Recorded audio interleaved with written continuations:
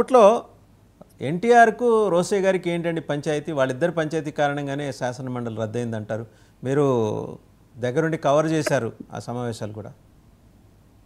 ఇప్పుడు రోసయ్య గారు ఏంటంటే చాలా అడమెంట్ గా అడ్డము మాట్లాడేది. ఆయన మామూలుగా ఆ, ఆయన కూడా రూల్స్ రెగ్యులేషన్స్ తెలిసిన వ్యక్తి అయినప్పటికీ ఉమ్, కూడా ఉమ్, కాంగ్రెస్ పార్టీకి సంబంధించిన ఆదేశాల మేరకు ఇప్పుడు ఎన్టీ రామారావు ఏమిటంటే ఆయన సినిమా యాక్టర్ గా ఉంటూ ముఖ్యమంత్రి అయిన తర్వాత ఆయన ఆలోచన ధోరణి రాజకీయాలు ఇలాగే ఉంటాయి, ఇలాగే సర్దుబాటు చేసుకోవాలి, ఇలాగే మాట్లాడతారు అని చెప్పి అన్నది ఆయనకు మైండ్ లో ఫ్రేమ్ కాలేదు అప్పుడు. ఉమ్, ఆయన ఎంతసేపు ఉన్న ఒక అహంభావం, నేను అని ఆ సభలో కూర్చున్నప్పుడు కూడా పెద్ద టీవీ ప్రదర్శించి ఎవరైనా మాట్లాడుతుంటే ఇలా కోపంగా చూడడము అవన్నీ హావభావాలని చూసాం.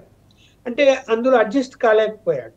ఉమ్, ఇది రాజకీయం అంటే ఇలాగే ఉంటది. ఇప్పుడు అవును. రాజకీయాల్లో అసెంబ్లీలో లేదా శాసన మండలిలో మాట్లాడే వాళ్ళందరూ, ప్రతిపక్షం మాట్లాడే వాళ్ళందరూ ఎవరైనా కానీ ఏ ఉమ్, పార్టీలైనా కానీ అన్ని నిజాలు మాట్లాడుతున్నారండి?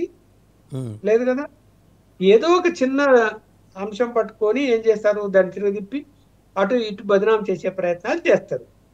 ఆయనకు అది నచ్చడం లేదు.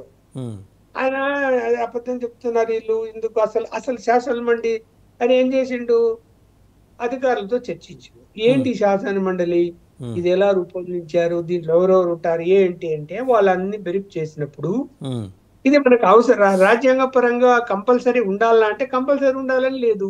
ఉమ్, కాబట్టి మనం ఎందుకు పెట్టుకోవాలి, తీసేస్తే బాగుంటది కదా అని ఆయన ఏం చేసిండు, ఆగ్రహం వ్యక్తం చేసి ఇది వదిలే వద్దన్నాడు.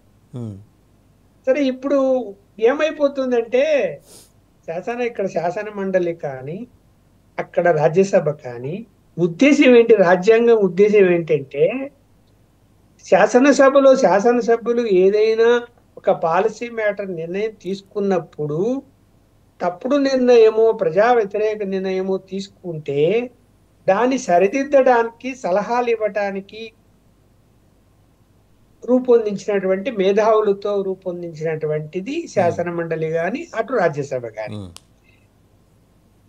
ఆ కాన్సెప్ట్ పోయింది. ఇప్పుడు పోయి అక్కడ సలహాలు తీసుకుంటాము, ఈ బిల్లుని అక్కడికి పంపిద్దాము, అందులో ఏమన్నా ఇంకా ప్రజా వ్యతిరేక అంశాలు ఉంటే వాళ్ళు మనకు సలహా ఇస్తారు, బిల్లు తిప్పి పంపుతారు, దాన్ని అమెండ్మెంట్ చేసుకుంటామని లేదు. అదేమైంది, రాజ్యసభ అంటే అక్కడ ఆయా రాజకీయ పార్టీలకు ఉద్యోగం ఇవ్వటం, ఉమ్, ఎంప్లాయ్మెంట్ లాగా మారిపోయింది. అలాగే శాసన మండలిలో కూడా ఎంప్లాయ్మెంట్ లాగా మారిపోయింది. అంటే రాజకీయ నిరుద్యోగులకు ఎంప్లాయ్మెంట్ లాగా మారిపోయింది. ఉమ్, ఇక్కడ ఉద్దేశము, దాని యొక్క ఉద్దేశాన్ని ఎవరు అమలు పరుస్తున్నారు అన్నది పెద్ద ప్రశ్నే అక్కడ గాని ఇక్కడ గాని. ఉమ్, ఎవరు దాని గురించి ఆలోచించడమే లేదు. అరే ఎందుకు వచ్చాం మనము, టీచర్ల నుంచి వస్తారు, గ్రాడ్యుయేట్ నుంచి వస్తారు, ఉమ్. శాసనసభ్యుల నుంచి వస్తారు, అంటే వాళ్ళందరినీ జడ్పీ చైర్మన్లు వాళ్ళ వైపు నుంచి వస్తారు. అవును, ఎమ్మెల్యేల కోటాలో వాళ్ళందరినీ వస్తారు కదా. ఉమ్, ఆ? ఎమ్మెల్యేల కోటాలో వస్తారు వాళ్ళు. ఎమ్మెల్యే కోటాలు కూడా వస్తారు. వీళ్ళందరూ ఉమ్, ఎందుకు వస్తారు, వాళ్ళు రూపొందించిన బిల్లుల్ని, అంటే శాసనసభలో రూపొందించిన బిల్లుల్ని శాసన మండలి సమగ్రంగా పరిశీలించి చర్చించి అందులో ఏమైనా అమెండ్మెంట్స్ ఉంటే సూచించి ఉమ్, సలహాలు ఇచ్చి తిరిగి పంపిస్తే దాన్ని అక్కడ మళ్ళీ ఆమోదిస్తారు. ఉమ్, లేదు అని పర్ఫెక్ట్ గా ఉంటే వీళ్ళు ఆమోదిస్తారు, అప్పుడు ఉమ్, బిల్ అవుతుంది. ఇది ఉమ్, పద్ధతి. ఉమ్. అయితే రాజ్యసభ కూడా అలాంటిదే. అవును. ఇక్కడ మనకు ప్రతిసారి ఏమైపోతుంది అంటే ఇక్కడ ఎందుకు ఈ 5 సంవత్సరాల పీరియడ్ లోనే రావు, అయ్యేందుకు అప్పుడే జరపచ్చు. అలా ఉమ్, జరిపితే మళ్ళీ నెక్స్ట్ టర్మ్ లో వేరే గవర్నమెంట్ వచ్చినప్పుడు వాళ్ళు మళ్ళీ వేరే వాళ్ళను ఎన్నుకోవచ్చు కదా.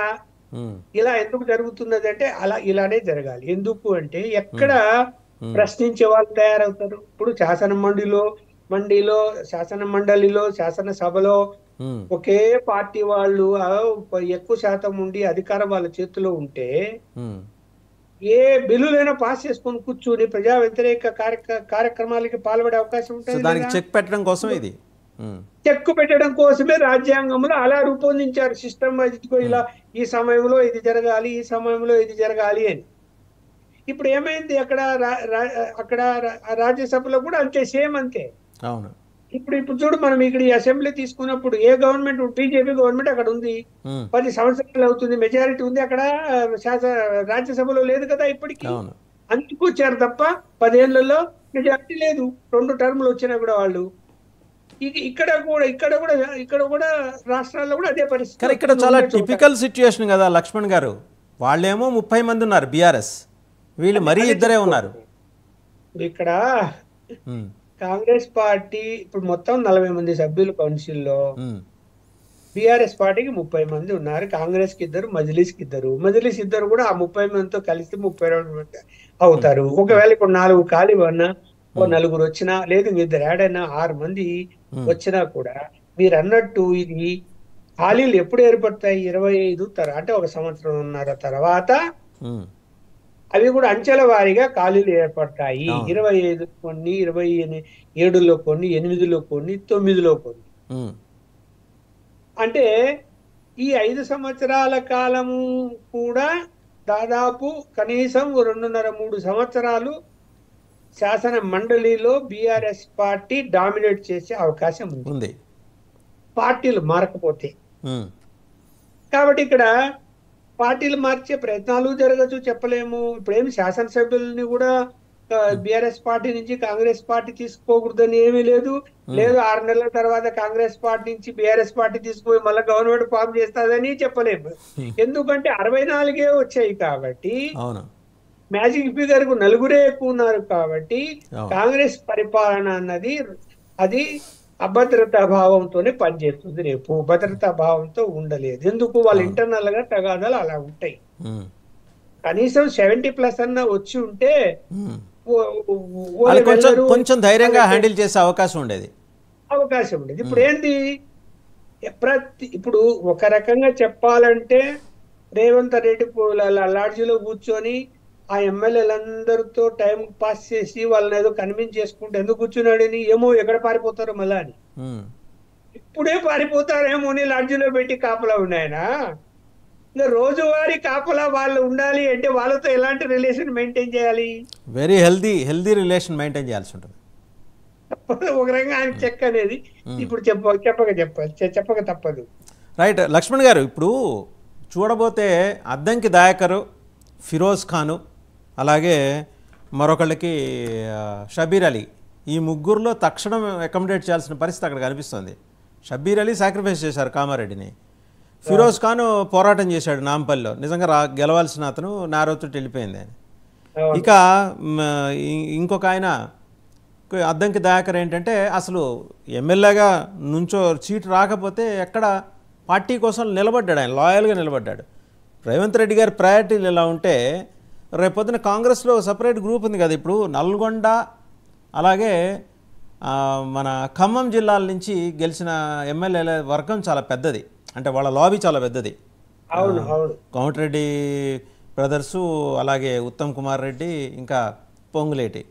సో వీళ్ళ లాబీ ఏదో ఒక రకమైనగా ఇబ్బంది పెట్టే సూచన, లేకపోతే మా లాబీ మాకు ఎలాగో మేము అది వదులుకున్నాం కదా, we have foregone that CM position, మా వాళ్ళని ఎమ్మెల్సీలుగా అకామిడేట్ చేయాలంటే వీళ్ళని అకామిడేట్ చేయడం రేవంత్ రెడ్డి గారికి, ముఖ్యమంత్రి గారికి ఇబ్బందే కదా. ఇప్పుడు ఇవన్నీ దృష్టిలో పెట్టుకునే వేణుగోపాల్ ఢిల్లీలో ఆ మాట చెప్పింది, 1 మ్యాన్ షో నడవనివ్వము అని. అంటే వీళ్ళందరూ ఆల్రెడీ కంప్లైంట్ కేసీఆర్ అనే కదా ఢిల్లీకి పోయి నిన్నంతా. అంతే. మరి ఇప్పుడు ప్రెస్ మీట్లలో మనం చూసాము ఎలా ఎలా కొనసాగింది ఏంటి, వాళ్ళ ఫేసులు ఎలా ఉన్నాయి అనేది. మరి ఏం చెప్పాలి మనము? ఏదో ఒక అసంతృప్తి కనిపిస్తూ ఉన్నది అక్కడ, బయట పడకపోవచ్చు. ఇప్పుడు బయటపడింది కదా నిన్న ఆయన దుద్దిల శ్రీధర్ బాబు గారు ఓపెన్గా అన్నారు, మేము 64 మంది గెలిచాం, 64 మంది సీఎం రేస్లో ఉన్నారు, నేను కూడా సీఎం రేస్లోనే ఉన్నానని చెప్పి. ఇప్పుడు పార్లమెంట్ ఎన్నికలు దగ్గరలో ఉన్నాయి కాబట్టి కొంత అధిష్టానం చెప్పింది సర్దుబాటు చేసుకొని అసంతృప్తి ఉన్నా కూడా, అరే బాబు ముందు పార్లమెంట్ వీళ్ళు గెలిపించండి అయ్యా బాబు అని చెప్పి ఒక విధంగా కన్విన్స్ చేసి పంపిస్తారుగా, పంపించవచ్చు.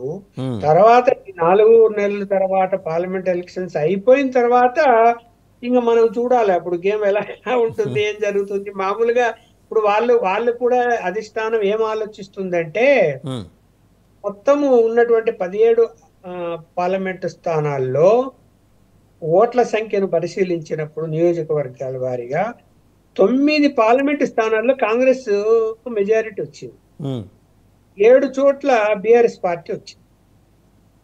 అంటే మొత్తము 17లో 16 చోట్ల. అంటే ఒకటి హైదరాబాద్ ఎలాగో అది మధ్యలో ఇస్తుంది. ఎంపీ. కాబట్టి ఇక్కడ 9 చోట్ల ఇప్పుడు ఓట్ల శాతం బాగా మెరుగ్గా ఉన్నప్పుడు, 9 పార్లమెంటు పరిధిలో వచ్చిన ఓట్ల శాతం మెరుగ్గా ఉన్నప్పుడు కాంగ్రెస్ పార్టీ ఆ 9 సీట్లు గెలవాలనే ప్రయత్నం సిన్సియర్ గా చెయ్యాలి అంటే ఇక్కడ వీళ్ళందరూ యూనిటీగా ఉండాలి. ఆ యూనిటీ కోసం ప్రయత్నం చేస్తారు. ఇప్పుడైతే వీళ్ళు కూడా కొంత వింటారు. ఎందుకంటే పార్లమెంట్ ఎన్నికలు ఉన్నాయి, కేంద్రంలో మళ్ళీ అధికారంలోకి రావాలనుకుంటున్నాము, ఇవి ఇప్పుడు మనం ఏదైనా వ్యతిరేకత చేస్తే మంచిది కాదు అని కొంత సర్దుబాటు చేసుకుంటారు సీనియర్లు కానీ మిగతా వాళ్ళు కానీ. కానీ 7 చోట్ల బీఆర్ఎస్ పార్టీకి మెజారిటీ ఉన్నప్పుడు వాళ్ళు కూడా దాన్ని సీరియస్ గా తీసుకుంటారు కదా, పార్లమెంట్ ఎలక్షన్స్ కూడా. ఒక బ్రేకింగ్ ఉంది. ఈయన సీఎం గారు నేను హ్యాపీగా లేను అంటూ కోమటిరెడ్డి గారు సంచలన లేఖ రాశారు. సోదరా రేవంత్ కంగ్రాట్స్ అంటూనే. సో అప్పుడే మొదలైనాయి ఇలాంటివన్నీ, అప్పుడే మొదలైనాయి. అంతే కదా.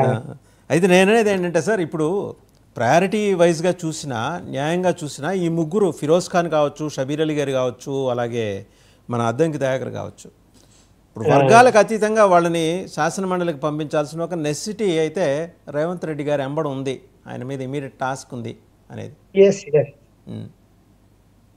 అవునా కదా? అవునవును ఉంది. ఇప్పుడు ఇక్కడ ప్రతి ఒక్కరు సీఎం పదవి రాకపోయినా డిప్యూటీ సీఎంలు కావాలి. డిప్యూటీ సీఎం కు మళ్ళీ పోర్టుఫోలియోలు అవి ఉండాలి, ఇవి ఉండాలి. కానీ వాళ్ళ సీనియర్లు కానీ, ఇప్పుడు కోమటిరెడ్డి వెంకటరెడ్డి కానీ, లేకపోతే ఉత్తమ్ కుమార్ రెడ్డి కానీ, లేకపోతే బట్టి కానీ, శ్రీధర్ కానీ, వీళ్ళందరూ కూడా వాళ్ళ మనసులో అవే ఉంటాయి. బయట మనకు మీడియాలో చెప్పకపోయినా లోపల చెప్పి ఉంటారు కదా.